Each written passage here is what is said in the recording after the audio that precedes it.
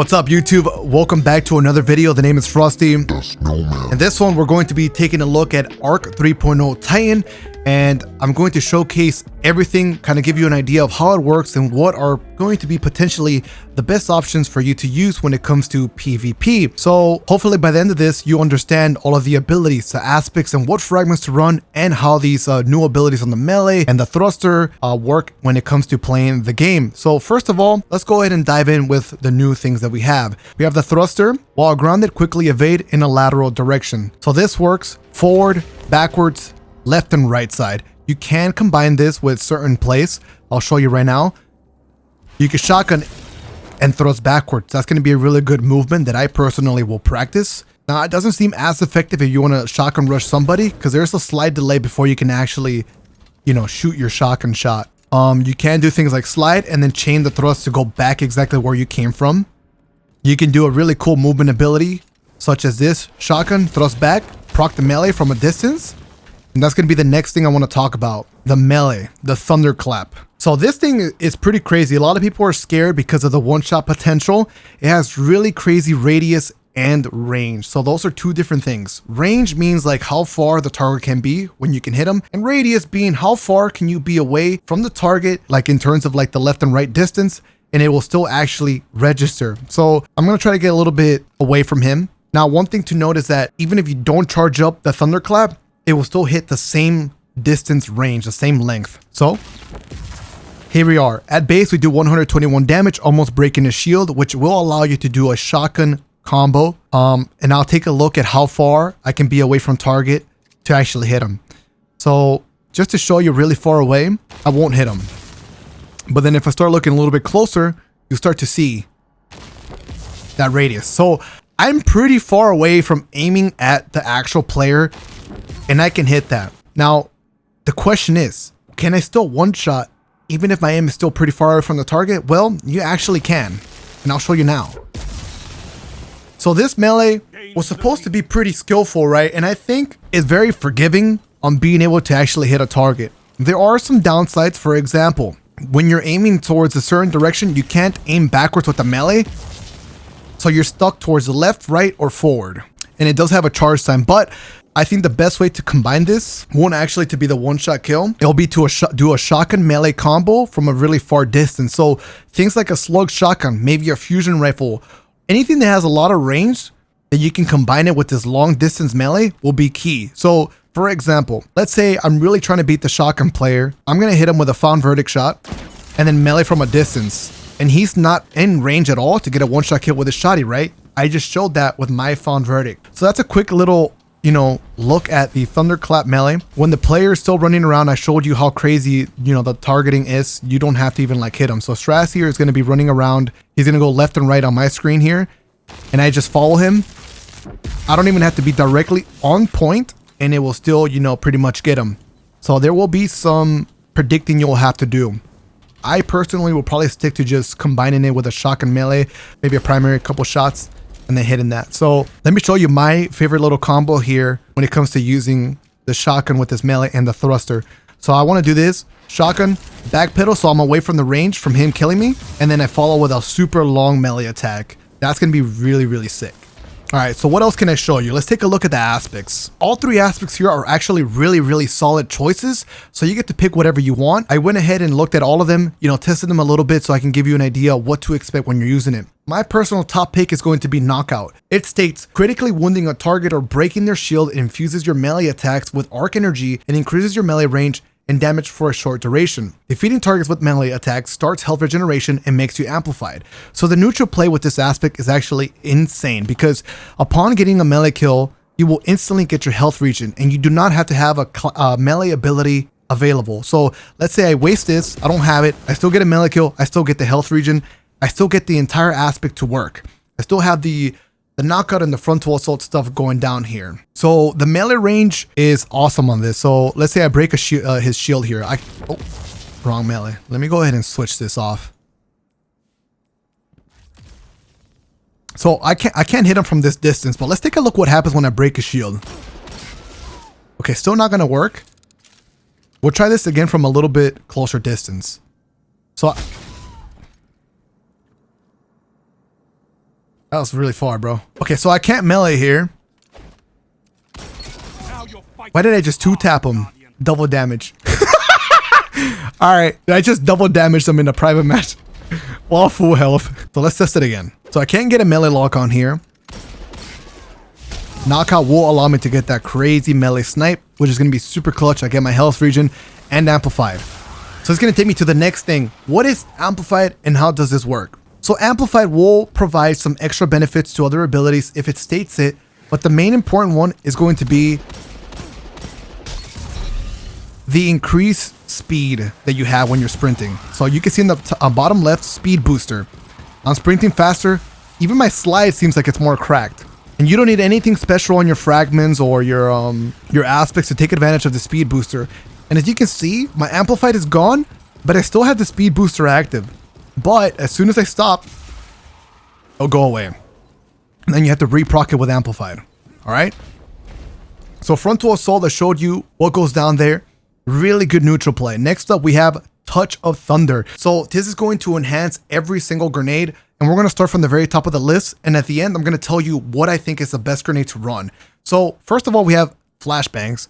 Flashbang states it's going to blind a target, right? And then here on the enhanced version, it's going to emit an additional blinding flash on the first bounce. I believe this is actually going to be better for PvE purposes, not really for Crucible, as as a player, you're programmed to bounce the grenade so that the final blast hits the player. You don't just want to throw it directly at them. So you'll see here, because if I throw it at this player, it'll probably bounce away in the other direction. We'll try this again, slightly on the side, because I won't ever get a really crazy direct impact. So I'll throw it towards him.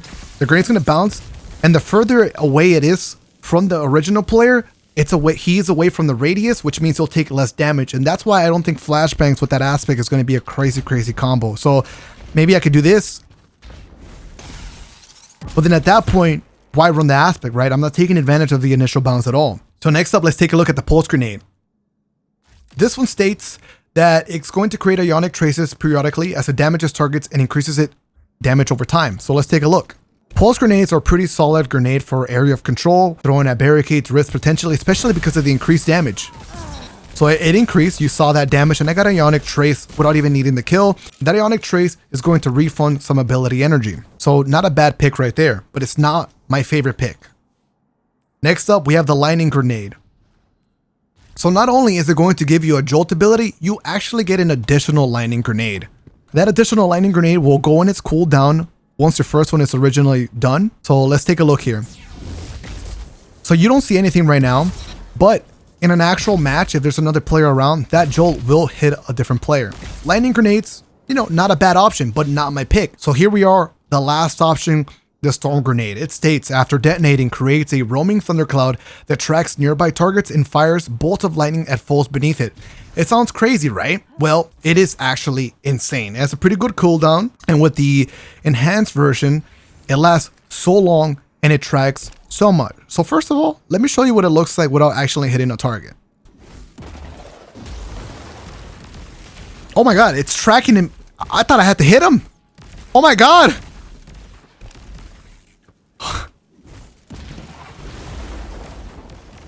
Whoa! When I tested it, I didn't have to. It didn't track until I hit him first. Bro! All right, I'm going to hit the player directly now. Try to get away.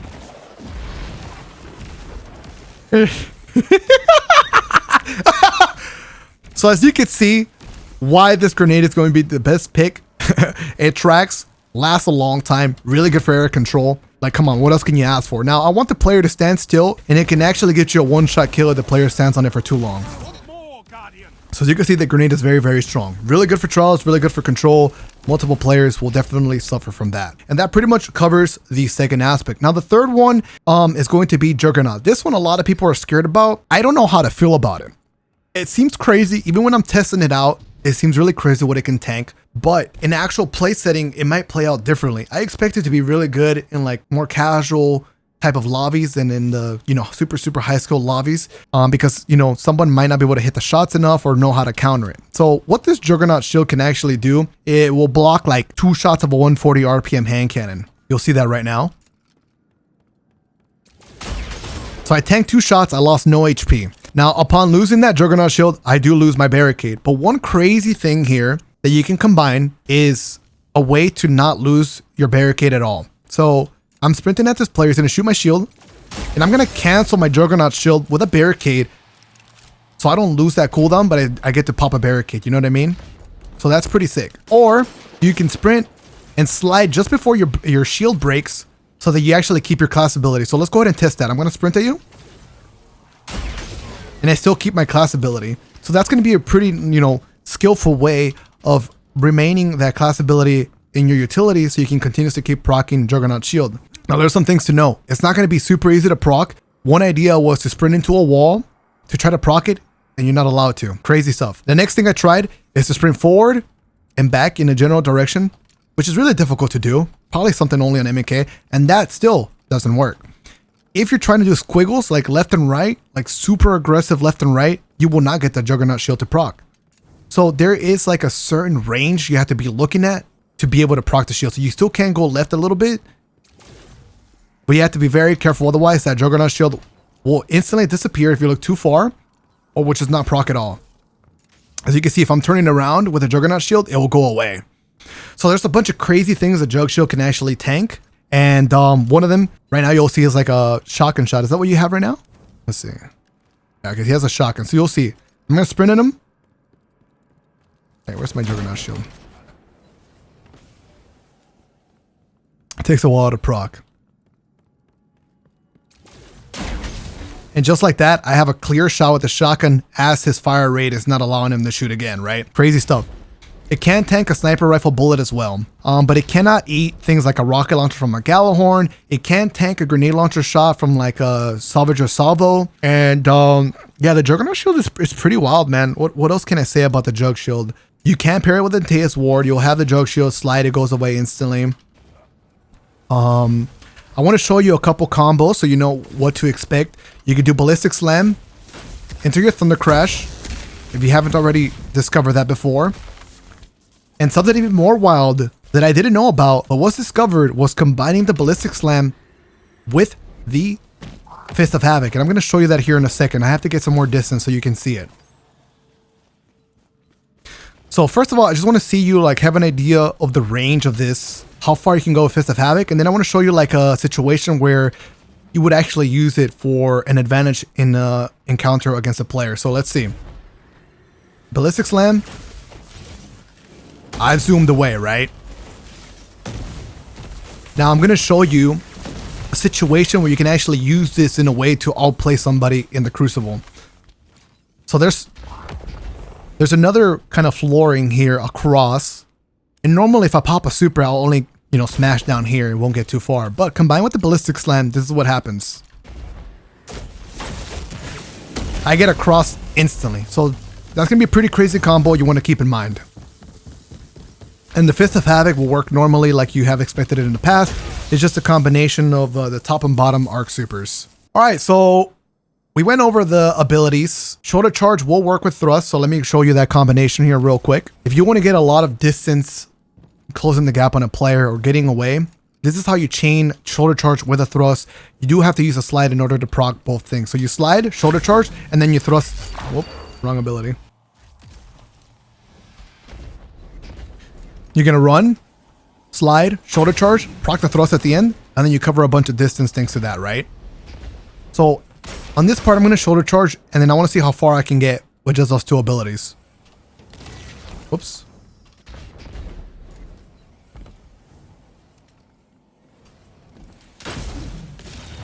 So I can pretty much get from there all the way over here with that Shoulder Charge and thrust.